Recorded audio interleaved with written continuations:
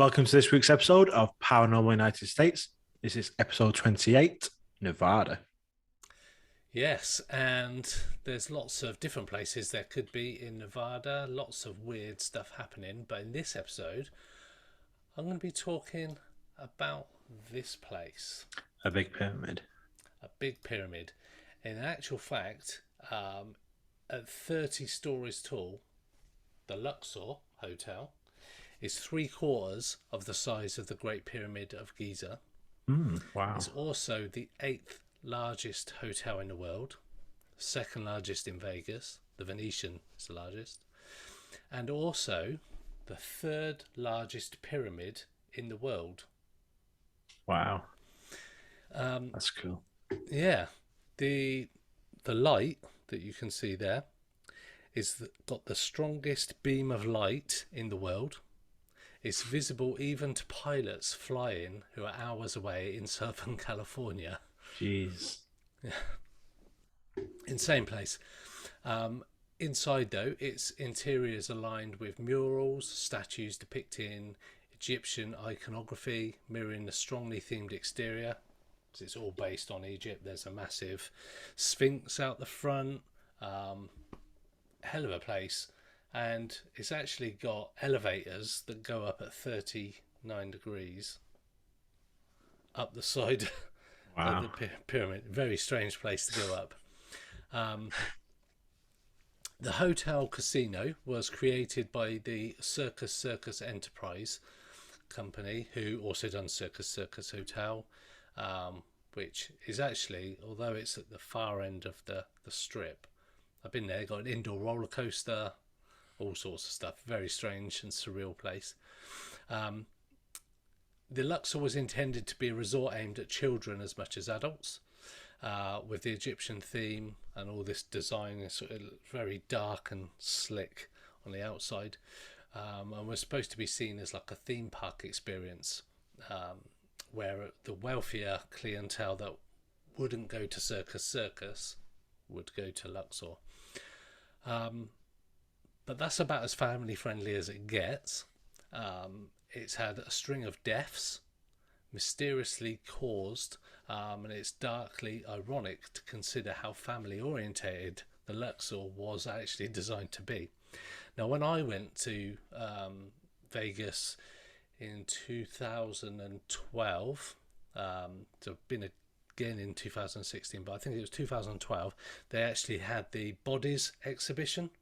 So that guy who fills all the dead people's veins with fluid and strips off a skin, so all you can see is the weird poses and stuff it puts in. I don't know if you've seen that. No, I'm It not does it seeing with that. animals. So it's got all the human blood vessels Oh my in like god. a sculpture. That was in this particular hotel as well, so you can imagine how weird it was. Oh my god. So the first deaths, I'll cover off some of the deaths first. So William Bennett, the then CEO of Circus Enterprise, he was efficient, very efficient, and some have said too efficient. He managed to keep the opening costs of the Luxor extremely low. Initial costs were at $375 million, which sounds quite a lot of money, but considering the Mirage, which is just next to it, opened at a cost of 630 million, and some of the others like Bellagio and that are in the billions. Um, the problem with efficiency of that magnitude, when you're half the cost of everything else, comes at a certain other price tag, and that price tag is lives. Uh, Construction wasn't actually completed by the time the hotel opened. As a result, guests stayed in rooms that weren't entirely finished. The hotel's elevator system, called inclinators instead of elevators, due to how they follow the slanted shape at a 39-degree angle, didn't work correctly either. Not long after opening, the building itself was literally sinking into a soft spot of sand, which is quite uncommon in the Nevada desert floor. It was basically a rush job on a tight deadline that they couldn't meet, so they cut corners. And in the process, at least two construction workers, reportedly, as some believe it could be as high as seven, died whilst building the Luxor. Bloody Um, Perhaps significantly due to the main pyramid's steeply sloping shapes, the Luxor's construction is considered to have been extremely difficult and dangerous, and they cut corners. Um, Basically, the resort's construction may well remain the most treacherous construction process in the history of the Vegas Strip. And it's a hell of a strip with loads and loads of hotels on and off the strip. The fallen workers have not gone completely forgotten, however. At times, especially in quiet parts of the hotel, the ghosts of the construction workers can be seen. And the Luxor had a Nile riverboat ride going through it. And when this was still operational, some guests claimed to have seen their ghosts roam in the tunnels. But they're far from the only paranormal presence within the complex. So, following on from its construction, the Luxor has been maligned with remarkably bad luck. So this story gets even weirder. More specifically, its guests, visitors and employees have suffered. In September 96, a few years after the Luxor opened in 93, a woman jumped from the 26th story of the hotel, falling to her death. Immediately, the woman died from severe head injuries. And the Clark County sergeant said it was over very quickly. Not pleasant. Her injuries were so severe that she could not be readily identified, and she carried no identification on her. Jesus. She basically was fucked as soon as she hit the ground. The woman landed on what was the old buffet's entrance, which shortly after her death, they completely cleared out and converted it into a food court instead, so no more buffet. It was never made clear as to why the woman jumped, however. Her sadly very real death has become the stuff of morbid legend. Stories had it that she was a sex worker who, grieving for a recent HIV diagnosis, killed herself. Like the construction workers, her ghost is believed to haunt the 26th floor, as if, also like them, her spirit is trapped in the last place where she was alive. And as we've spoken about on other episodes, if people who have had a traumatic death tend to generally haunt the places where they died. She's not the only Luxor occupant to have fallen, intentionally or not, to her death. There have been at least a few other falls, such as a man falling to his death from the 10th floor. His death, unlike the woman's, has never been ruled a suicide. So there's some falling.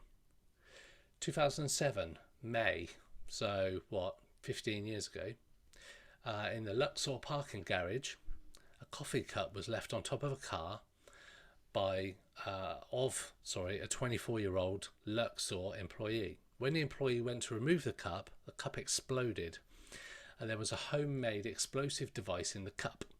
The employee died from the shrapnel inside the bomb. Yeah.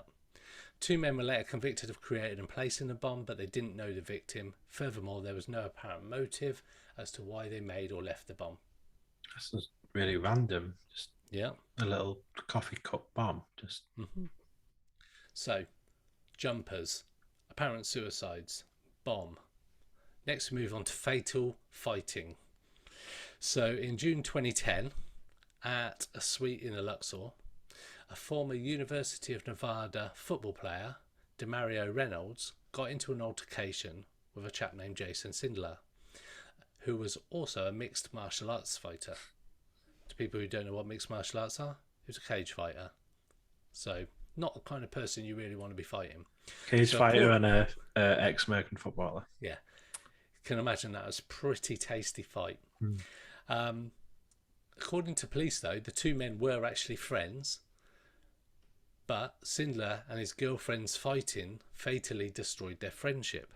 So during a party, Sindler and his girlfriend verbally fought in this Luxor suite. Demario Reynolds intervened. He asked the MMA fighter to leave the party. Brave move. Witnesses reported that the cage fighter was highly drunk and angry. The fighter then attempted to grab his girlfriend by the throat and hit her. Reynolds then further intervened, trying to restrain the fighter in a bear hug on the bathroom floor. After a short while, Reynolds let him go and went into the main bedroom. cage fighter followed. Punches were exchanged. The first fight was broken up quickly, and the cage fighter left the suite. Unfortunately, the conflict didn't end there. Cage fighter then returned to the suite. He lunged at Reynolds and proceeded to strike him in the chest and head, and the fighter pulled the other man to the floor and continued to hit him relentlessly. The fight was broken up. Party attendees contacted security, but by the time Reynolds was taken to the hospital, he had already been brutalised too badly, and he died from his injuries. Naturally, such fighting is not unusual when alcohol and tempers come into play, especially in a casino, but not many end in that kind of brutal death. So, fight, tick box. Elevator incident, or shall I say inclinator incident. If you recall what I said earlier, they're at a very odd 39-degree diagonal angle. They go up the sort of side of the pyramid up there. In 2012, an airman from Nellis Air Force Base got into a fight with a colleague in the first floor lobby of the Luxor's West Tower. The colleague pushed the airman against the elevator door, which inexplicably opened despite no elevator compartment being present. The airman fell 25 feet down the empty shaft to the basement level. He was taken to hospital in a critical condition. However, in the 6 years since the fall, there have been seemingly no clear updates on the man's condition, other than that some sources state that he later died. So that's been swept under the carpet. So, inclinator incident, boom, done. Next one. Where can we go from this? So we've done injuries, we've done suicides, we've done apparent suicides, we've done fighting, we've done elevator incident. How about a disease outbreak? No. Obviously. Well, it's very apt. Yeah. So it's got its history of troubled incidents, and in 2012 again, the resort faced bacterial contamination that led to 3 hotel guests falling ill. The Legionella bacteria, which causes Legionnaire's disease, was found in water samples at the Luxor after testing. Though the Luxor did respond appropriately, superheating and chlorinating the water system to kill the bacteria, this effort couldn't save one guest who died from the infection. Worse though, after the first two cases were discovered, the Luxor's water was tested, but no bacteria showed up on the test. This mysterious discrepancy likely allowed the bacteria to go undetected long enough to later contaminate and kill this third affected person. So, there's a few different things going on with the Luxor. So, there are a lot of wide theories as to why the Luxor has been cursed, for want of a better phrase. A lot of people believe it's due to the resort's Egyptian theming. Yeah. Luxor imported reproductions of ancient Egypt or Egyptian artifacts from Egypt for its King Tut replica display, touting truly traditional craftsmanship.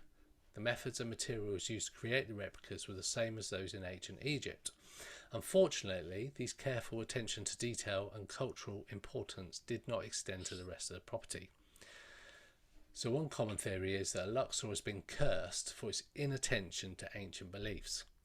The Luxor has only got one sphinx outside the front.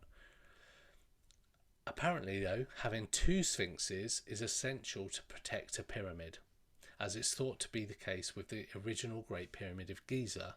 There was likely another sphinx that had been destroyed. And most importantly, the shape of the pyramid is thought to inherently have mystical properties and possibly attract dark energy. Unless an eye, or the shape of one, is one day placed at the top of the pyramid, the Luxor's pyramid will supposedly remain cursed forever. Further, guests of certain superstitious cultures have been reluctant to even enter the Luxor due to it being modelled after a tomb, which is thought to bring bad luck. Not ideal when you're trying to gamble. I suppose, it is a tomb, isn't it? So that's like making a hotel in the shape of a headstone or essentially, yeah. Something. Yeah. You're basically saying Egyptian gods and kings were buried in this kind of giant mausoleum or something. Yeah. So, I won't go in there, thank you very much. The most popular theory, though, as to why the Luxor is possibly cursed is rooted more in American history than mysticism. Where the Luxor now sits was once the site of a popular burial ground for mobster victims, as it was at the time off the beaten path. As is common knowledge, the property built atop a graveyard never has good fortunes. But no matter what the explanation, the Luxor has been indisputably an epicenter of grievous incidents, as I've just mentioned. That is a little bit about paranormal United States, Nevada.